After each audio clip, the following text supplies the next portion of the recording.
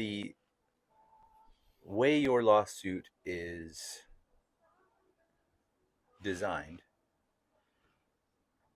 you attacked them punishing people based on an assessment of the way something would make them think differently. Yeah, Is that accurate? I mean, kind of. So that's the main one of the main claims. My favorite one is the First Amendment, which and specifically freedom of thought. And that confuses people when they hear that. They think, oh, we have a right to think how we want, and um, and that's not what this is challenging. So the Constitution, um, like we already have rights. We already have the right to think and say what we want, um, and to express ourselves in certain ways. Like those rights are protected. What the Constitution says is that the government cannot intrude on those rights. right, correct. And so the First Amendment freedom of thought claim is that the government is unconstitutionally intruding on our freedom of thought. And how they do that, so our freedom of thought, it is probably the most protected, or one of the most protected First Amendment freedoms that we have, because freedom of thought, that means that the government cannot go into that realm, or our thoughts. Well, it's essential for just freedom of speech. People say Yeah, freedom of speech. How can you have freedom of speech if you don't have freedom of thought in the beginning? yeah, That's a precursor. Like it, yeah, yeah, exactly. And there's one case law that says that, like that thought is the beginning of speech. And but the thing is, so speech can be judged, like, because that now involves other people. hate speech and so on. Yeah, Right, right, yeah. And so there's different standards for that. Like if you say I have the freedom to wear this, I have the freedom to say this. It's not absolute. It's not guaranteed because of what you're saying, what you're doing, how you're expressing yourself.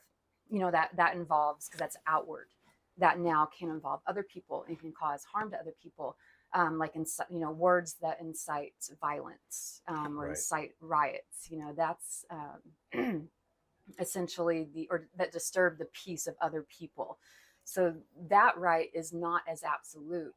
It's an Um, outward expression. yeah, They because can't. How can they judge that inwardly? exactly, and that's why freedom of thought is, so it's so beautiful how protected it is. Because that's like nobody knows our thoughts and how we feel, our emotions, unless we choose to express that. That is just something that happens 100% internally. Right. And the Supreme Court has said on multiple occasions that the government cannot even enter that realm, that is so protected. There's no justification. There's other case law that that touched on this, and they cited, like, for example, there was a case where this um, man was applying to go board this vessel. I think it was like a military vessel or something, and they did investigations into his beliefs, um, citing national security. That if he thinks certain ways, or if he's part of certain groups that might cause him to think certain ways that is against the government, then due to national security, um, You could sabotage the there, vessel or something. That's what they yeah, were worried about. It's a Minority Report. We already had yeah, that movie. I mean, exactly. Tom Cruise, was it Tom? I think it was Tom I Cruise. don't know. But yeah, I mean, they're the government judging people based on what they are going to do in the future Yes, or because what of they what think. they think. Yeah, you can't. Exactly. And Yeah, the court said no. It said, nope, you cannot, even for national security, not even for anything. You can't, there's just an absolute bar, prohibition.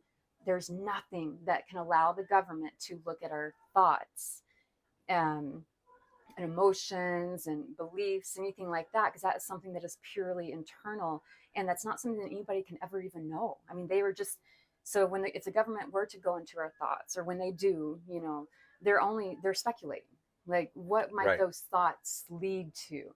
And then to punish someone based off of what the government thinks their thoughts might be and what they think their thoughts might lead to, that is just so much crosses the line. Like that is our most sacred, intimate thing, is what occurs inside. We can think whatever we want. Yeah. And they are not allowed to go in there. And so with the war on drugs, the Controlled Substances Act, like 90% of the drug evaluation process Scheduling is, process. yeah, well, they evaluate the drugs and then just schedule it accordingly. But really what they're evaluating, so 90% of that process is dedicated to investigating our thoughts, feelings, and desires, what we might be thinking, what we might be feeling, and what we might want before consuming a substance, while we're consuming the substance, and then afterwards. 90% of the evaluation is dedicated to investigating our internal world. Our so what they do is they assign government employees to go look at like chat rooms. I call it chat room because that's just what they called it, in my day and age when the stuff came out. But so I call it chat rooms. But they have them go to like websites where people are talking about using certain substances. Pause for a second. Okay. Just coughing. Okay. I need water too. Like, I'll cut that out. Yeah, get some more. No, I know what happened to both of us. I don't know. Yikes. Damn throat shocker. We're gonna do this. They're not gonna stop us. Ooh, yikes.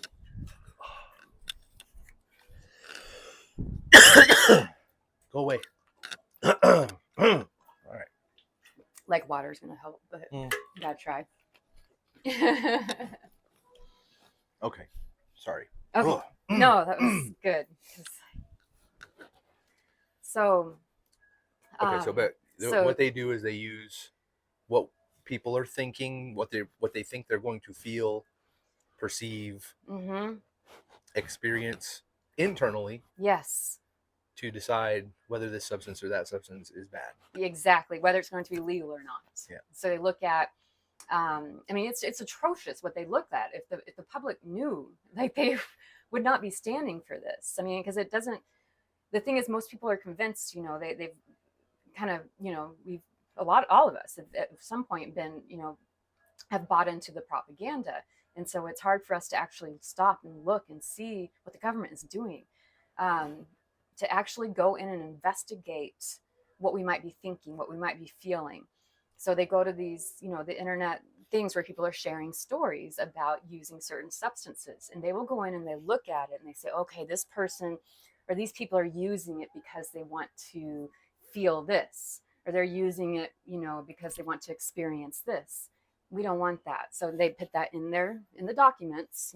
We visited this website. We think people are wanting to feel this certain way, and we think they're thinking this certain way, so therefore it should be illegal. And that's just one thing. They also every pharmaceutical drug too has to go through this process, what people might be feeling and thinking if they consume that drug. And they even require every new drug, they're called new drug application process, that pharmaceuticals do studies on rats for the purpose of determining what humans might be thinking, what humans might be feeling, and what their desires might be should they consume that drug.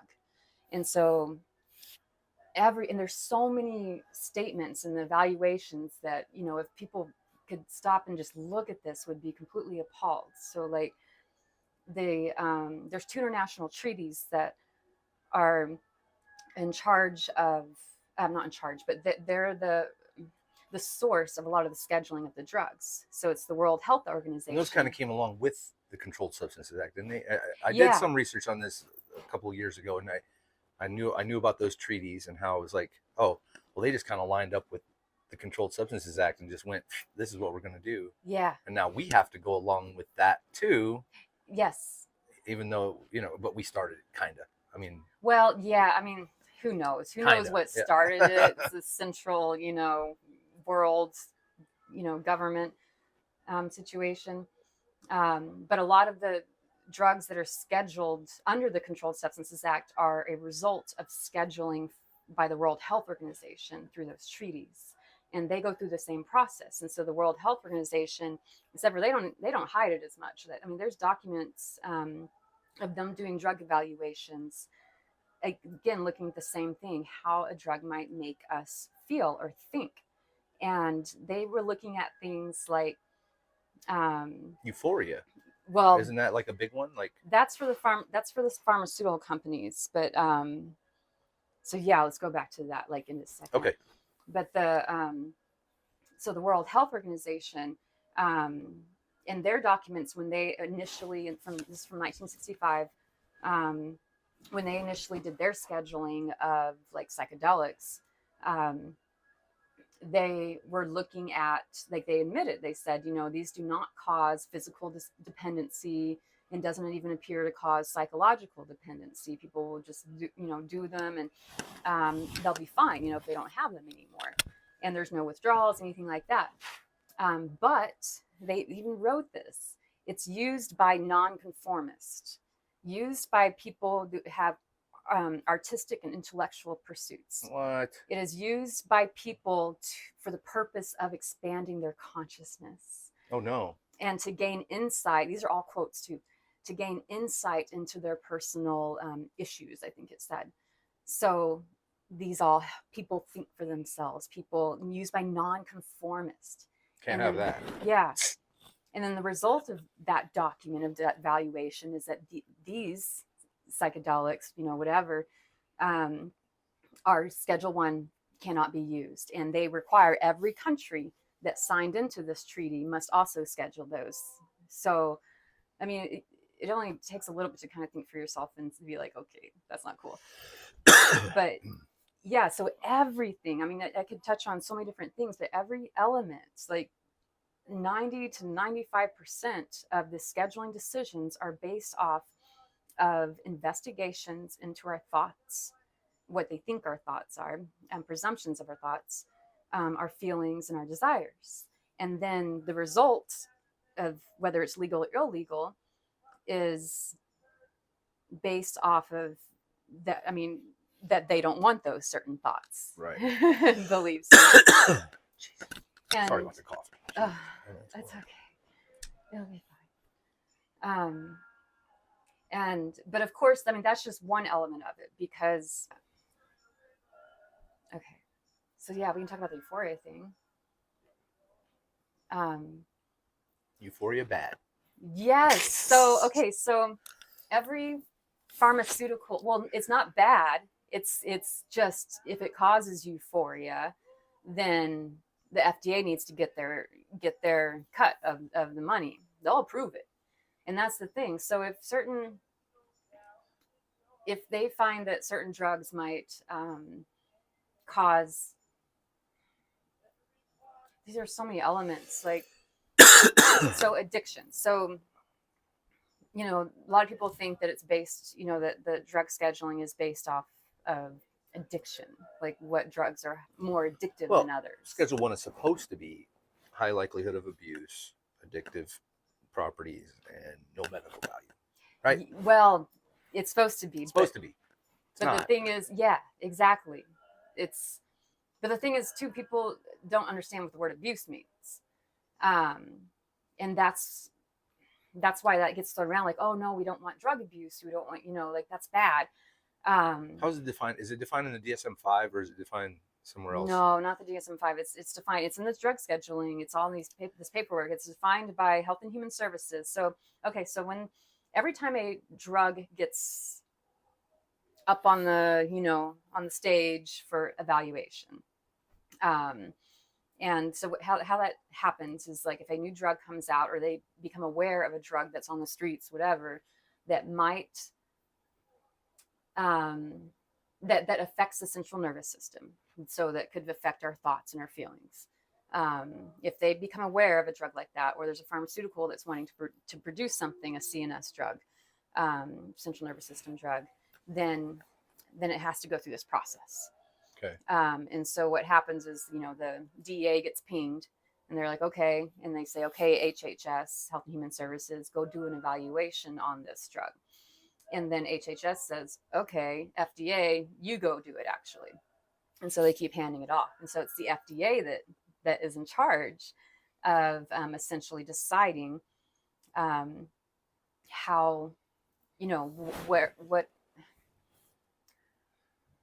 essentially deciding how these drugs should be scheduled. And that's why they're one of the organizations named in your complaint. Yes, because they are the ones who do the evaluations, and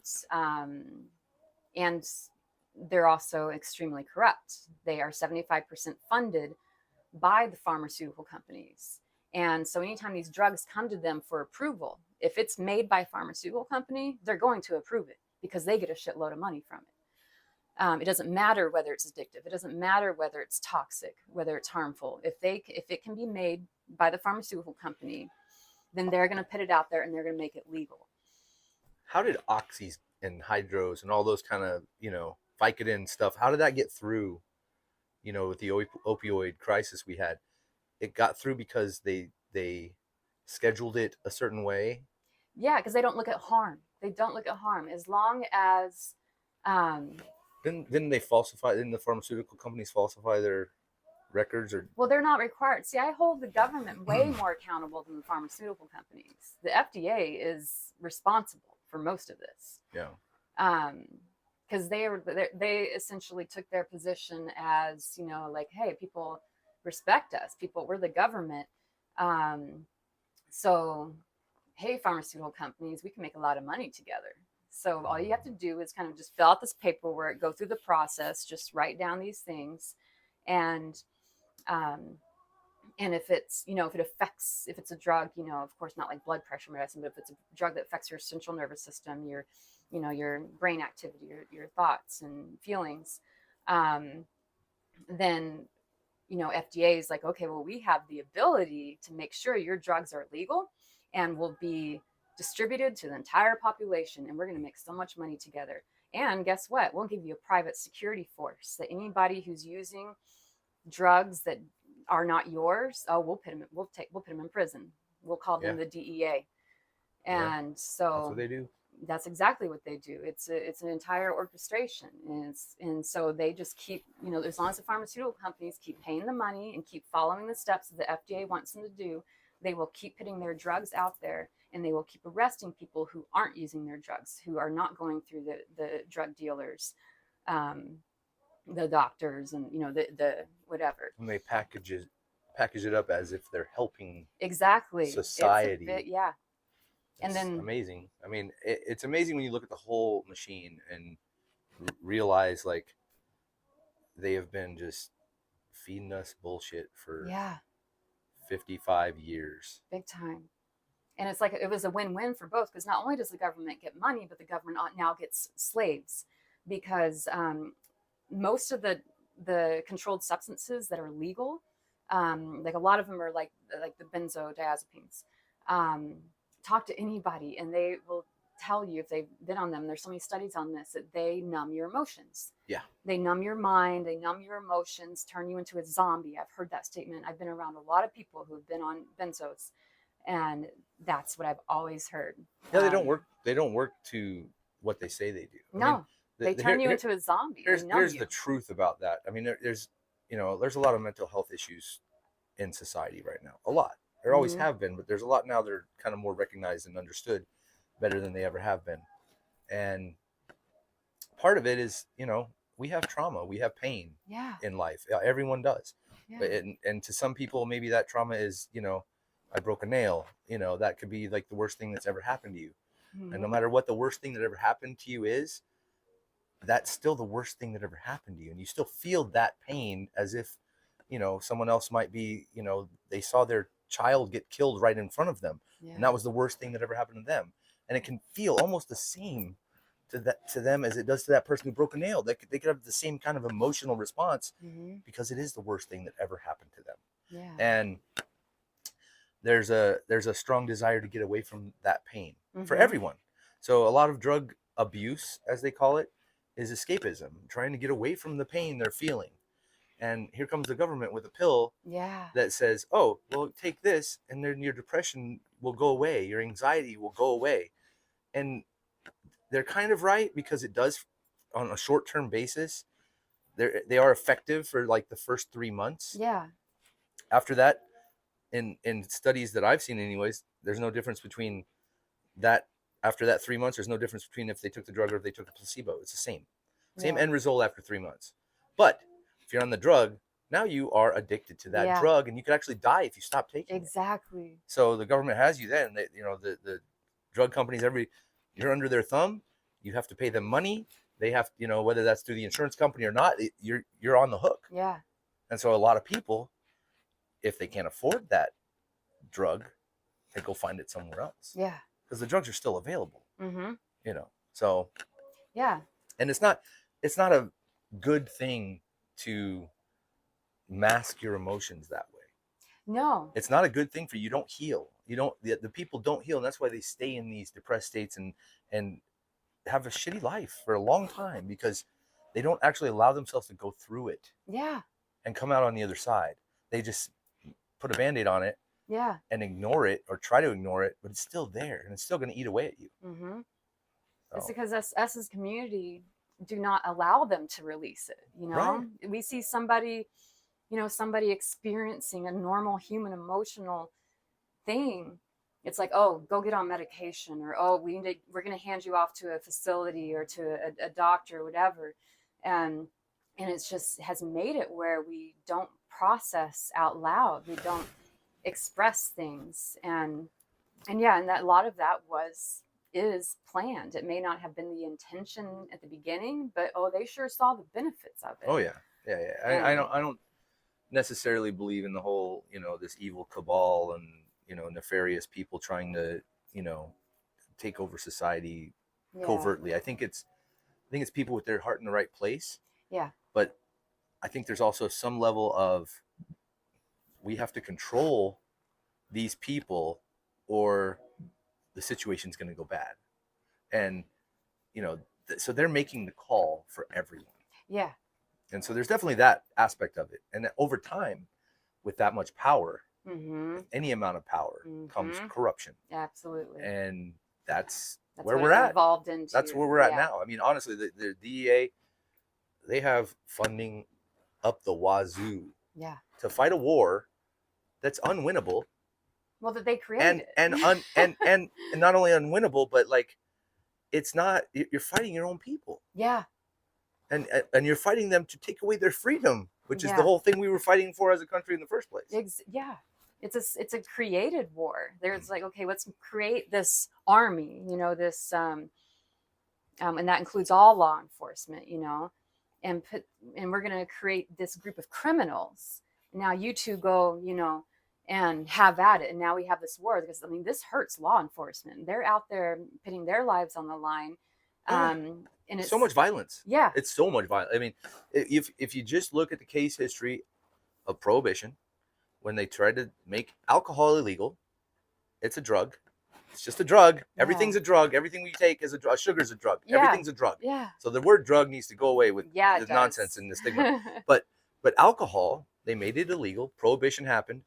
And look at the result. What happened? Now we have NASCAR. So that's great.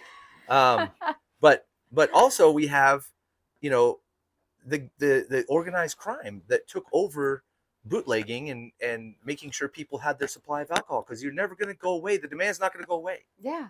And so they found a way to do it. And guess what that does? It creates powerful organizations that are criminal organizations. Yeah. And after they made alcohol legal again, those people that were these big time gangsters had all this money. Mm-hmm. And so what do? They started getting into other things, trucking and whatever. They had to legitimize themselves. Yeah. But there's still those bad people, right? Yeah. They were created by Prohibition. Yeah. Just as the cartels were created today by the war on drugs. Mm-hmm. And so, the cartels are going to go into other venues. They already have started to do that, actually. Like avocado farming and other things have been impacted by the cartels. But we've created this demon that we have to exorcise from the planet. And it's not going to happen by continuing a war that will never win. And by suppressing the people, because by suppressing the people in the community, then you're just giving that demon free reign, Yeah. and because you're giving it a source, you're feeding it. And if there wasn't that source, Yeah, it wouldn't be as strong. So Freedom, yeah, freedom is so important, and it's the reason that we have like these ideals in our country, and it's the reason we believe in, you know, the Constitution as a document that's we hold above everything else, right? yeah, yeah, Because freedom is what it's all about. Well, how is there freedom if you have a granular substance in your pocket, and for that crime you can be thrown in a cage? yeah. It doesn't matter what that is. I don't care if it's a bag of sand. Not even, I don't want to call that crime, for that simple action, for that Yeah. simple Well, it conduct, is a crime now. harmless Shouldn't be a conduct. crime. You're not Yeah. doing anything that's hurting anyone. Yeah, it's so harmless to just have something in your pocket, no matter what it is, you Yeah. know, that is harmless.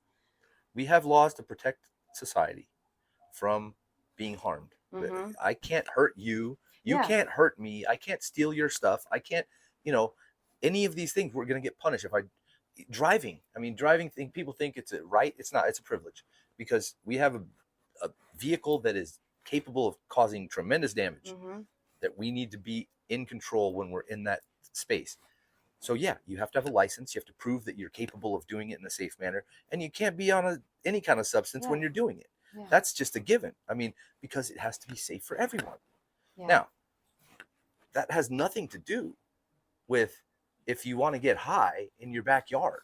Yeah. Because if you get high in your backyard, there's a lot of places now, states where cannabis is legal, Mm-hmm.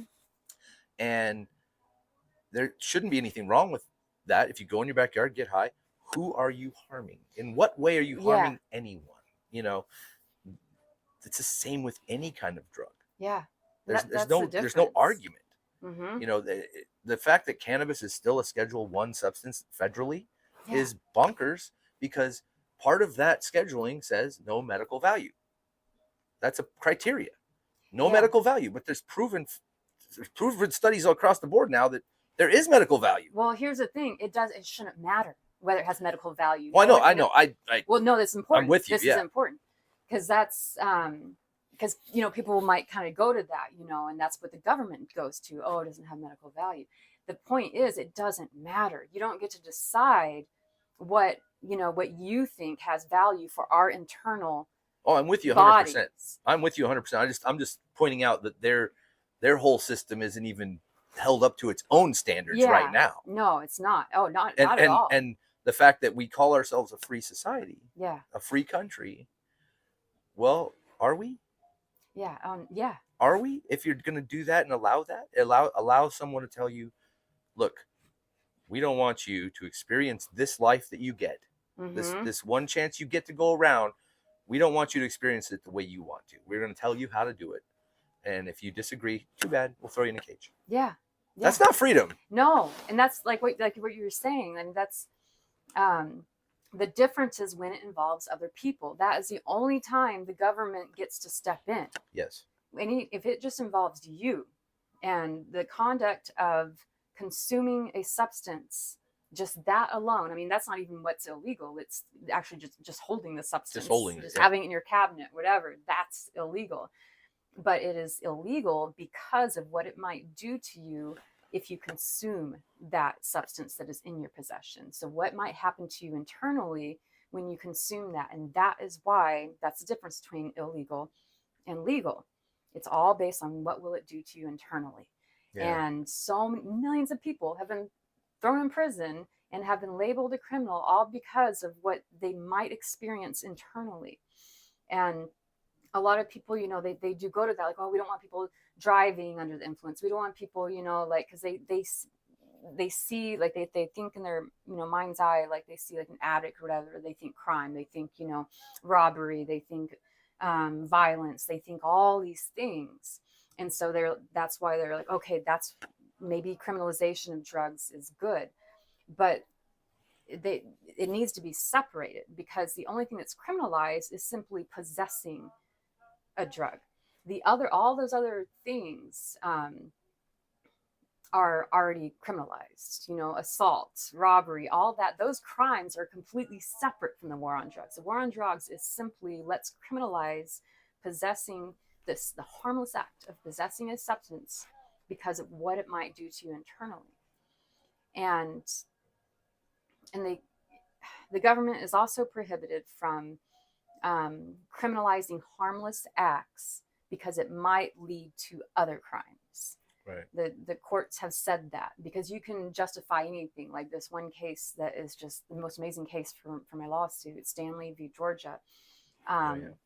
It was about essentially, okay, so in this case, it was the state, I think it was the state, had criminalized the private personal possession of certain magazines that if people were like pornographic stuff, right? Or something yes, like that. If they were depicted like young people under 18, even though they weren't, even if they were over 18, if they were depicted like that, the government had criminalized the possession of that material because it might lead to thoughts and actions. Crimes against a child or something. Yeah, it could lead to crimes against a child. And the court completely shut that down and said you cannot, they used an example. They said you cannot ban chemistry books because they might lead to the manufacture of a bomb or something. Yeah. And you cannot, criminalize, I can't think of another example.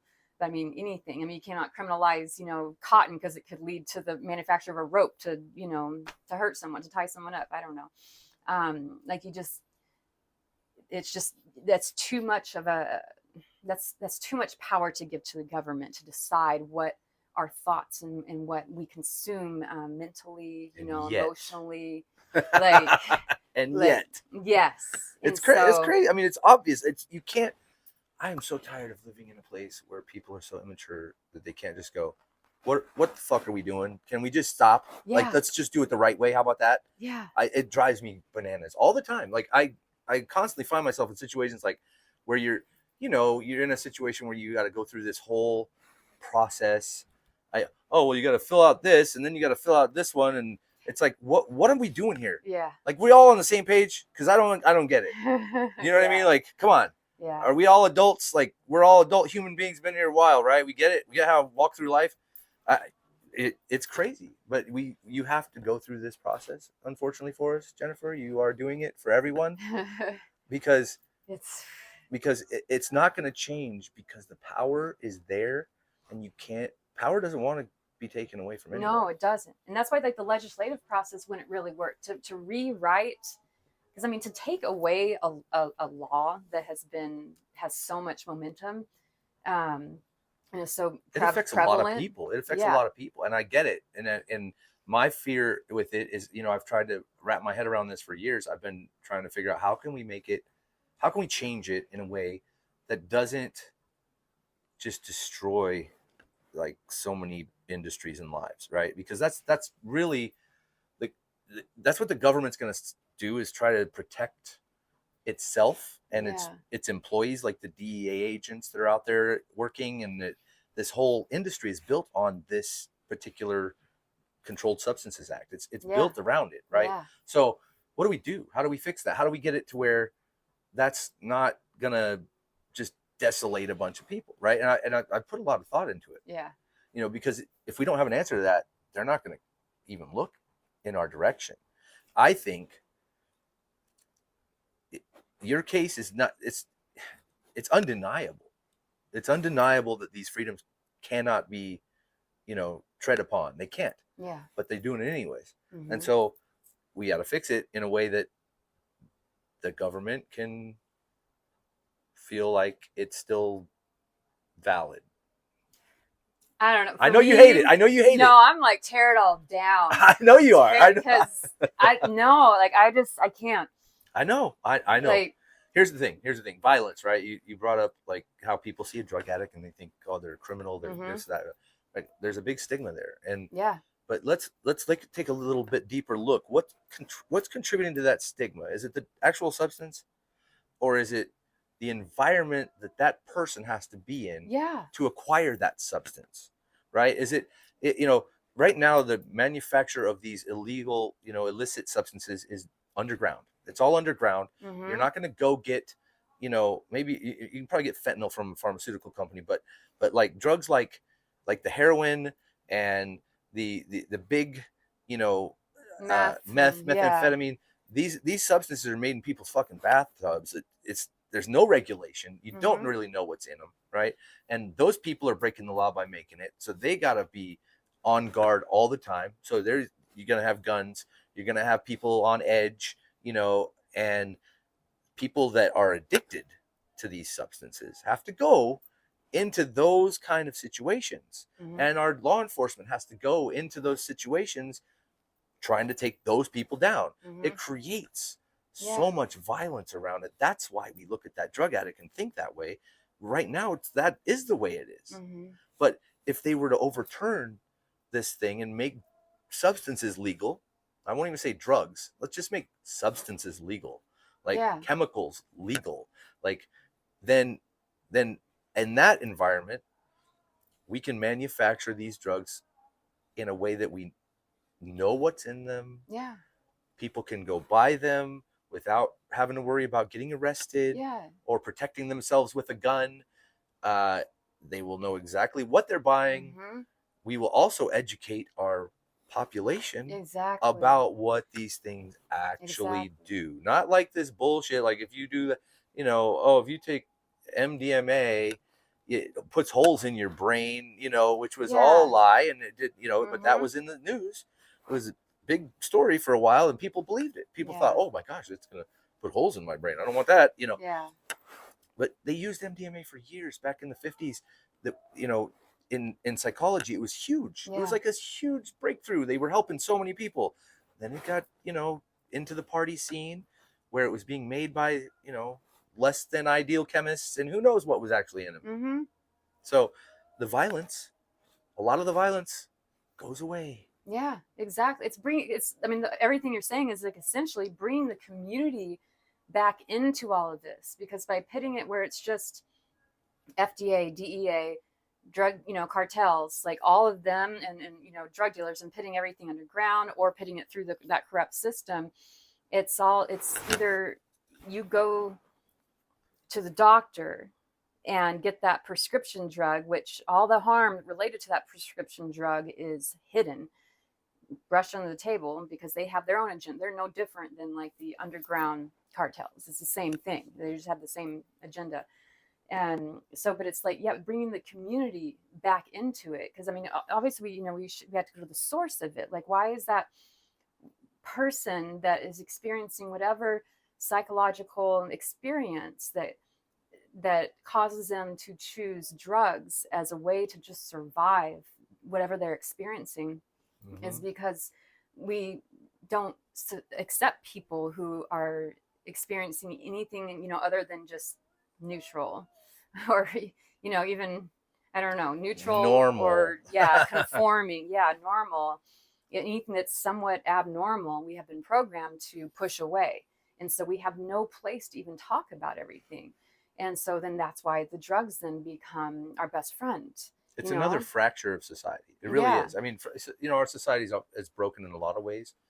Um, but if you look back at humans historically, you know, when we were living in small tribes, you know, hunter gatherer style, you know, we had this tight knit community, you know, where everyone depended on everyone else. Now, part of the reason it's programmed into our DNA that being an outcast is like the worst thing is because back then it was like if you got outcast from your village, you're gonna die. You don't have a Yeah. chance. It's done. You know, so it's very like crucial that we're not outcasts. And Mm-hmm. in those small groups of people, everyone had a role to play. Yeah. You know, and part of the one of those people would be, you know, a shaman, a medicine person.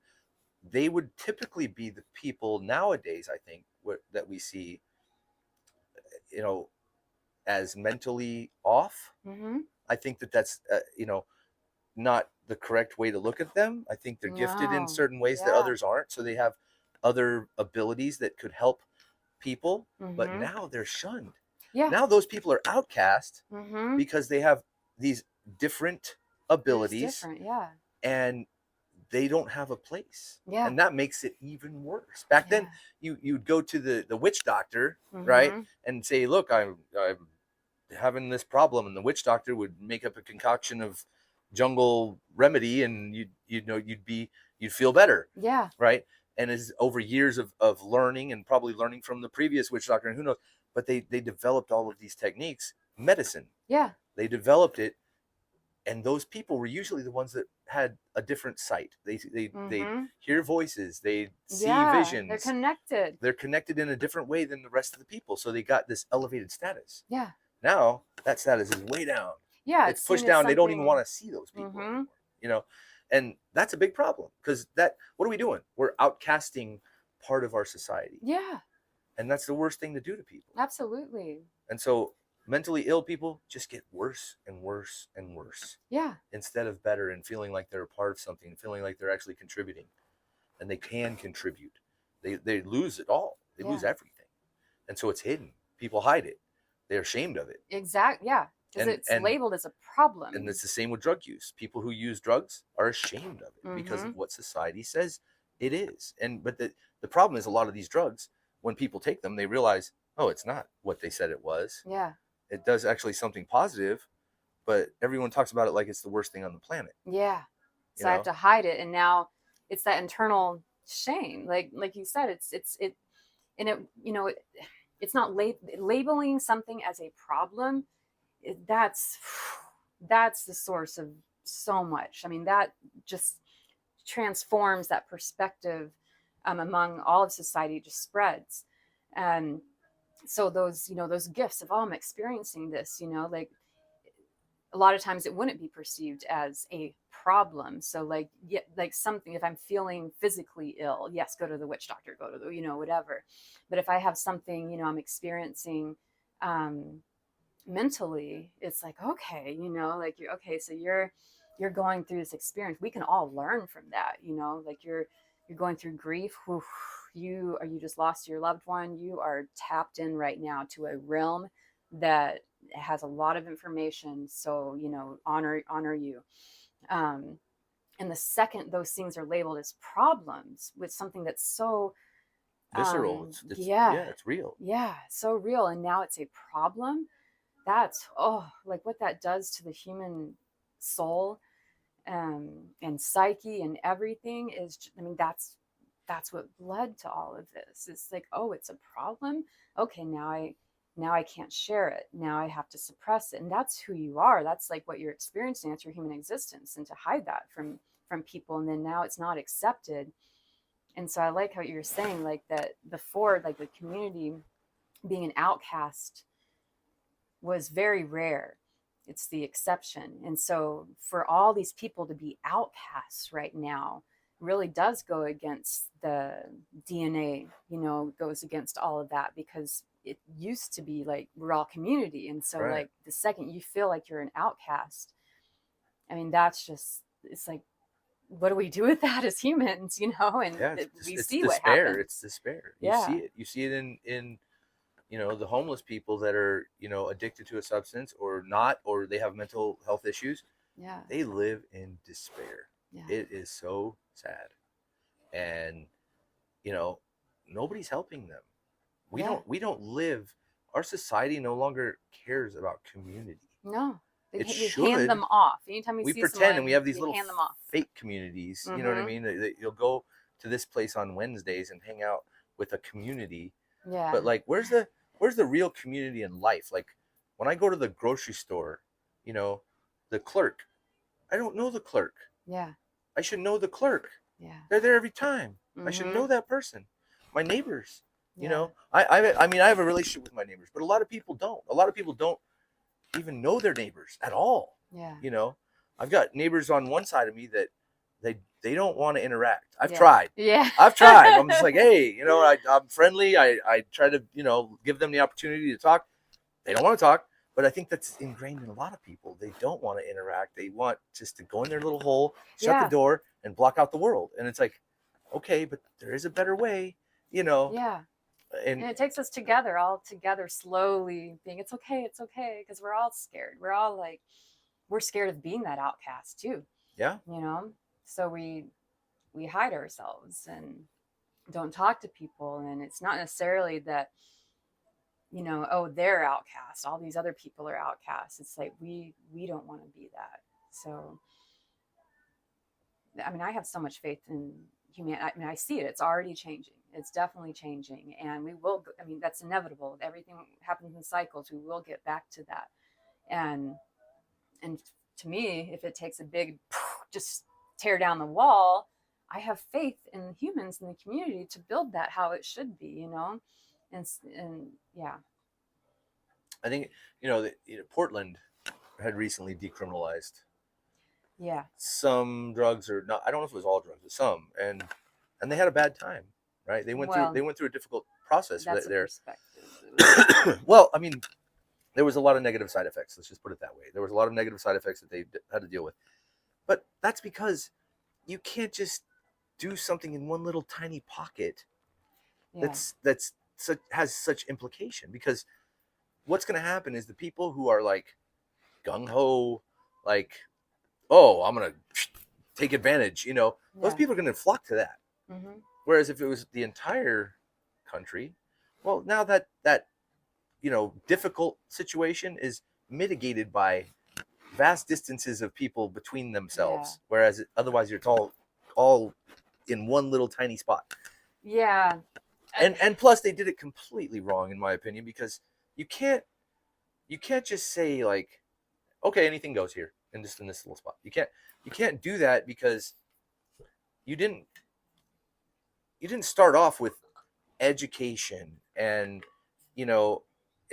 information being available to people, and on top of that you don't have the regulatory body that says, oh, well, these things were manufactured correctly, they're guaranteed to be this, they have warning labels about this, that, and the other on them. You're still dealing with an underground market of substances that you don't really know what's in there.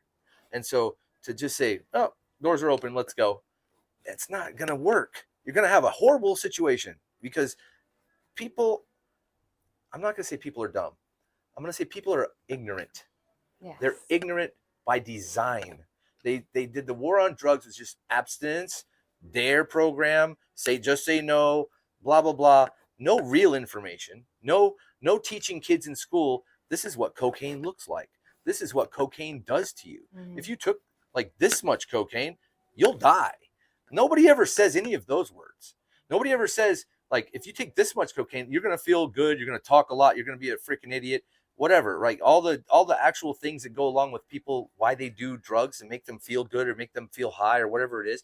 They never talk about those things, right? But that range where that good thing is only from here to here. If you go further than that, you're risking your mental health, your sanity, and your life. Yeah.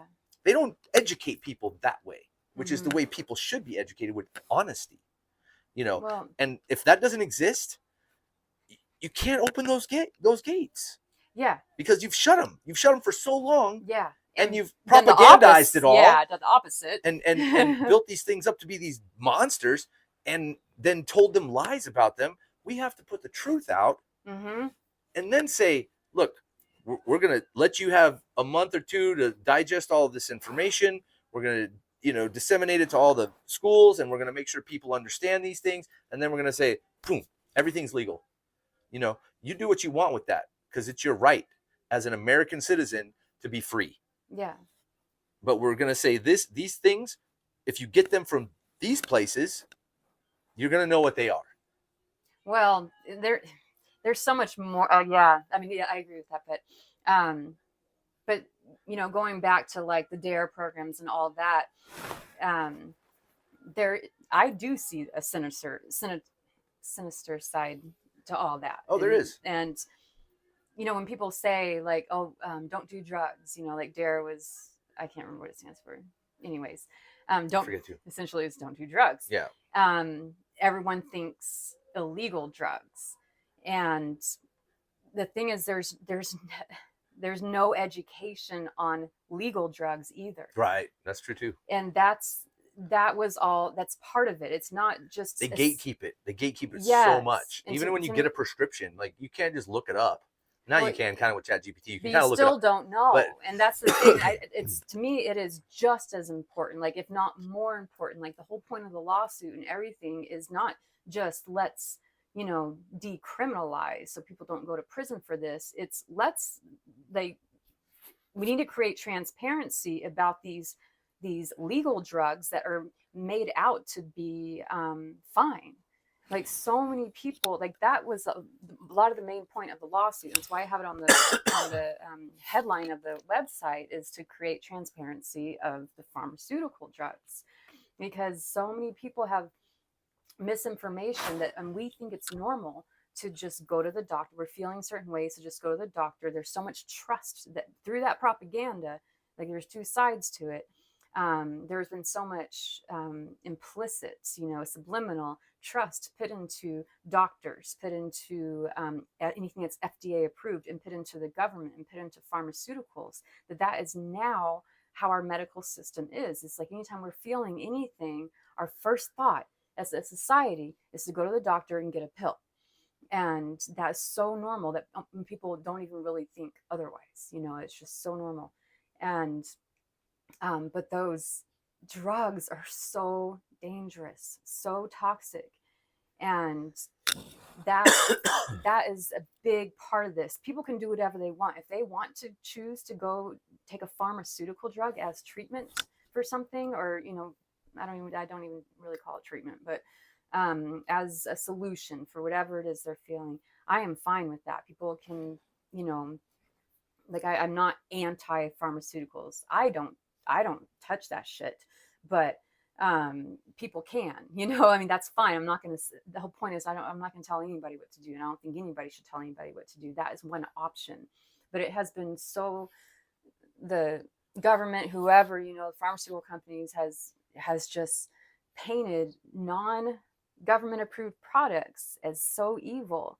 And then on this, you have to look at the other side. They have painted to where it is so normal to go take these pharmaceutical drugs. And there are so many lawsuits out there right now because of the harm. Yeah. And those are just some of the potential of the lawsuits of the harm of pharmaceuticals. They have killed so many people. Oh, yeah. It's now the third leading cause of death. And that's why it just kind of blows my mind that the court is not wanting to look at this, and that people still question whether drugs should be decriminalized. Because you have to look at the whole thing. Like these are criminalized because they don't give the government money. That's the only reason why. They don't care about harm. They don't care about, addiction or anything like that, because let's not be naive though. They do give the government money, just in the opposite way. Oh, of course they do. That's how they get the money. But that's how they get their legit money.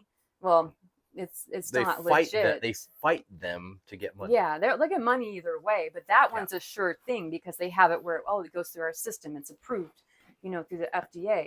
And there are so many people that are harmed by pharmaceuticals.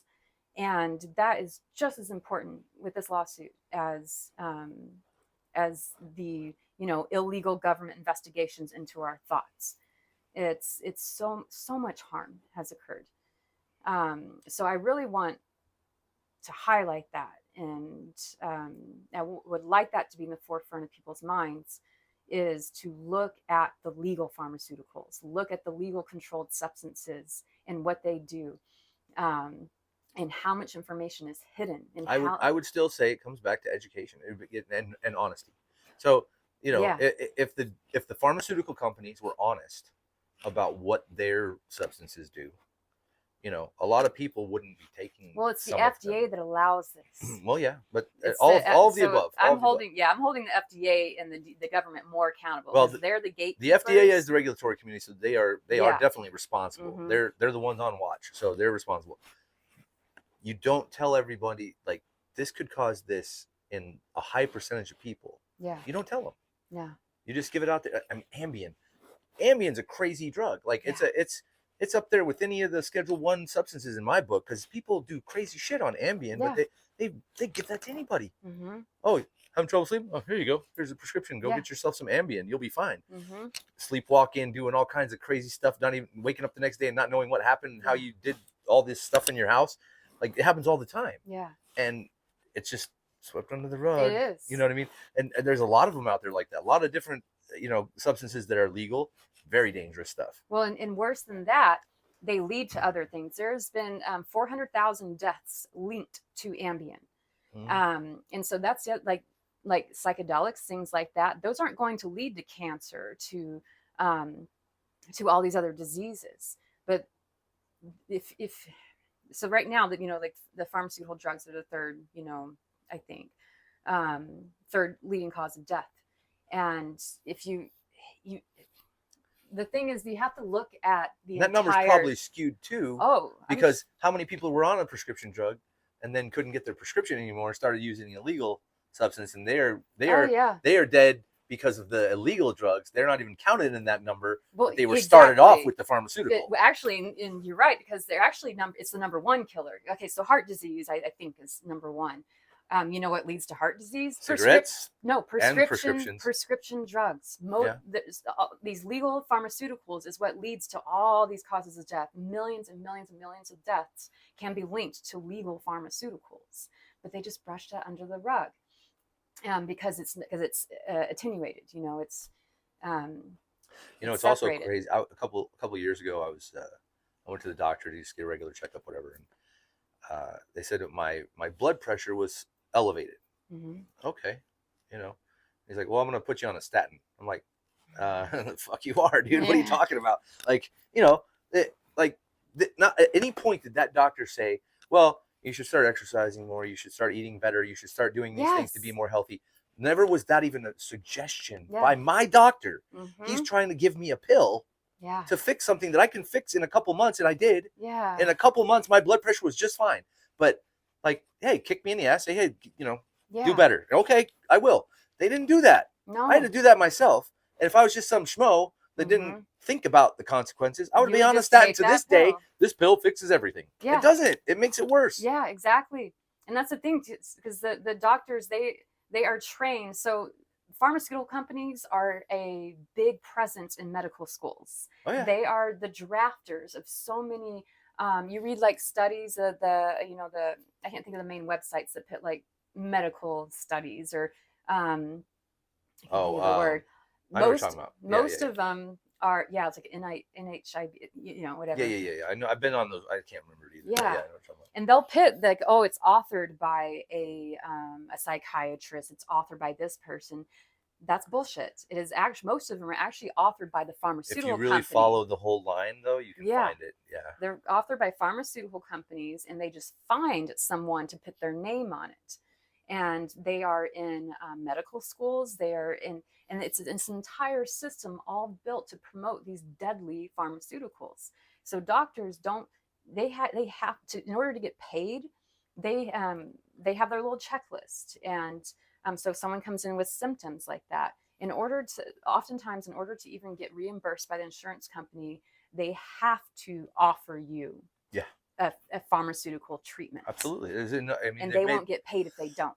What was that? Painkillers? Did you watch that movie? No. There was two movies made that were really good, both of them about the opioid thing and about I probably did, how these pharmaceutical reps would go out to sell doctors. I did watch that. And it was like, wow. And they were balling. They were living the dream, making hand over fist money because they're getting all these doctors to agree to write scripts for them, and that's how it's done. And that's and not to mention all the doctors who are headhunted by the pharmaceutical companies to work for them. Yeah. And to put their name on the articles. And, absolutely. And they're in, I researched so much in preparation for this lawsuit. That's why this is such a big part of the lawsuit. It's not just about, the other things. I mean, a big part of it is the harm through the brainwashing that pharmaceuticals do to us, and how they're able to get away with that, and how the whole system is set up for that, but I researched so much and saw like even like the DSM-5. I mean, that is a billing handbook. That's what that is. Oh yeah. It's not even 100%, medical. 100%. There's nothing medical about our medical about healthcare right now. Psychology in general is very, I am, in college for psychology, but it's not like it's science. They're doing the best they can given what they're Yeah. given. Well, it's one view. It's one way of, okay, this is how people's minds work, and whatever. Um, and again, that's crossing the line, of But it is a diagnostic tool in order to sell pills. sell things like That's all it's drugs. for. That's all it's for. And that's how the whole system, they have it. They have, like, even the idea that, putting doctors on a pedestal, that's part of the plan too. Everyone trusts their doctor, or I don't know what they do now, but older generation does. And I know I might sound cynical, but when you've done the research that I've done and seen all of this, I just feel bad for doctors. Can't help it. I trust my doctor, because I don't think my doctor's trying to hurt me. No, but I think they've been used. But I think that they've been trained inefficiently. I don't see our medical school churning out people who know how to heal a human being. No. I see a doctor that knows a very narrow scope. They're not taught nutrition. They're not taught, cardiovascular health in any real sense. They know the basics, but that's from life. That's not from school. Yeah, no. There's no holistic. And they don't get paid. Medical school. They don't get paid if they don't follow that formula. Oh, and they're in debt up to their freaking eyeballs. Yeah, exactly. Straight out of school, so they have to make this money back. Mm-hmm. And then they're dangled a carrot and say, "Hey, if you help us, you're going to make all kinds of money, and you'll get your loan paid off in 5 years." And I can't blame them. No, yeah, and I definitely have nothing against doctors. I don't really go to them. They do it to help people. They really get into it to help people, and they go through hell. Not all of them, but medical school's hell. Yeah, it's hell. I know it is. I've seen people go through it. It's a lot, and I respect that they went through it. However, they're doing it wrong. Yeah, well, they were used. They're part of the scheme. They were. Let's have this group of people, and let's put them up on a pedestal, like whoever wants all this to happen. Put them up on a pedestal so everyone will listen to them, and then we're going to train them in our ways, and we're going to make it where they can't even get paid unless they work in our ways and give out our and make sure they're prescribing our drugs that give us trillions of dollars. And so it's this whole thing that they've built, and it's going to take the people in various industries standing up, psychiatrists, doctors, and I guess me as a lawyer, because I can see the law. Some percentage of the doctors know what they're doing is wrong. Oh, some absolutely. percentage. But there's other ones that don't. That they just have this guy come by their office, or girl. In that movie's case, it was girls they were sending out, and they say, "Look, this new drug, it's not addictive. It'll help your patients with their pain. It'll help your patients with their psychological symptoms." Mm-hmm. And they're sold on it, and they think, "Oh, this is really helping my patients." Yeah. They really believe it, and that's sad. Yeah. When it's actually not. And see, that's where regulation, not just regulating illegal drugs, we need to, they really got to change the legal system, like the system of legal pharmaceuticals, because that should not even, when it comes to our health and our bodies and what affects our thoughts and everything, that should not even be legal, that we have salesmen come to doctors. Yeah. That shouldn't be legal. There's no transparency. There's no place in that when it comes to our health. Yeah. So if it was all honest, that'd be great. Yeah. But it's not. Yeah. And at least have a choice, It's like, okay, be shady, but don't make it where that's our only option. And that goes into informed consent. Like I wrote that in the lawsuit too, because if that's our only we go to a doctor and they say, okay, we tell them our symptoms, whatever's happening, and they give us the option. It's like, okay, we can take this pill. And it causes all these things or whatever, and it's going to do certain things to our body, and we don't have the option for, like psilocybin mushrooms or whatever. Are we really giving informed consent, for our own bodies, if that's really our only option? So there's so much that goes into it. And I'm so glad we're talking about the pharmaceutical side of it and just the whole medical system in general. Like that whole thing needs to change. Yeah, absolutely. And I think we are, there are some beautiful doctors that are standing up and they're saying no. Like a lot of them are very outspoken, have written, books and everything. Like, no, I'm not prescribing these drugs. You guys, But it honestly can't change unless they, approve your side of the lawsuit. Unless they grant the judgment in your favor, we can't even start making changes because that thing is just Yeah. pervasive. It You covers can't change everything. this is a beautiful opportunity that I feel like I'm handing the government, you know, because yeah, like as we were saying earlier, this is a law that has so much momentum and has infiltrated so many aspects of our lives, and to just change, like to revoke, the only way to revoke a law is essentially through the lawsuit like this, and then to change that law, oh my gosh, the legislative process, I mean, that would just never happen. So this is really the opportunity to end the war on drugs, to create, to open up all the doors for transparency of pharmaceuticals, giving people choice over their body, um, and you know, making people aware that they do have the choice over their body. And they can heal their body in ways that do not involve pharmaceutical drugs, and bring the community together. It just it by ending this war, I mean, there's so much opportunity for community to really shine and come together. So, I agree. I think that's a good word to end it right there. yeah.